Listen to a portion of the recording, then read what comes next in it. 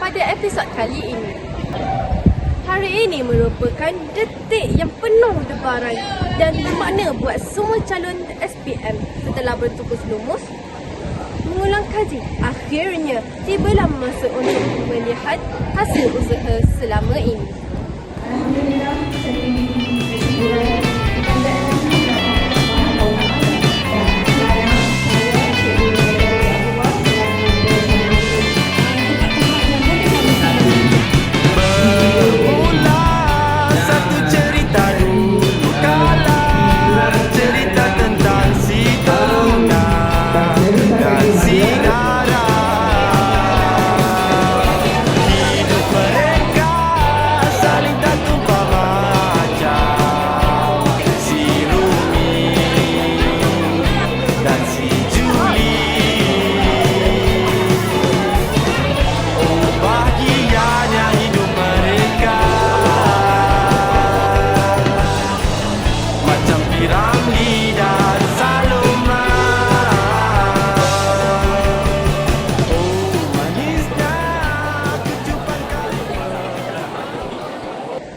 tahniah diucapkan kepada semua calon SPM atas pencapaian masing-masing.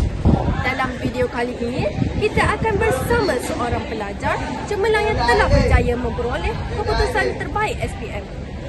Jom kita mendengarkan perkongsian beliau. Tahniah atas kejayaan anda. Boleh kongsikan sedikit perasaan anda apabila menerima keputusan SPM tadi? Saya rasa sangat teruja dan gembira atas result saya.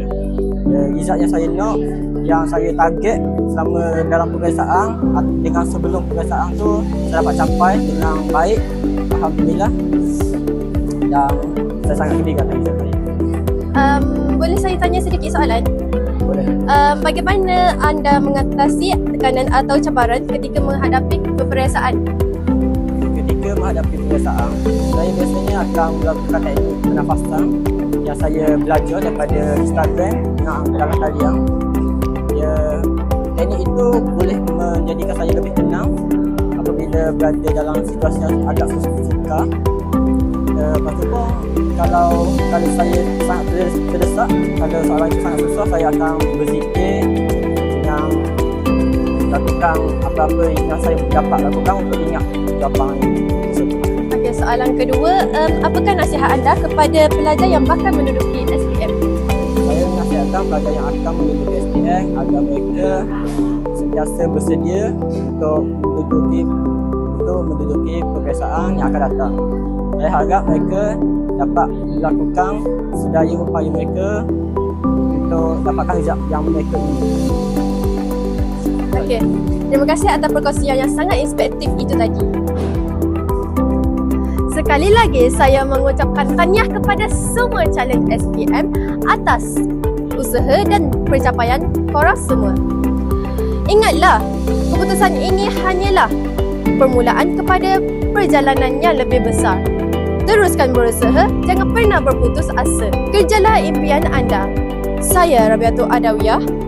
Jumpa lagi dalam perkongsian seterusnya. Like, comment and subscribe my BMAX channel, sensational and informative.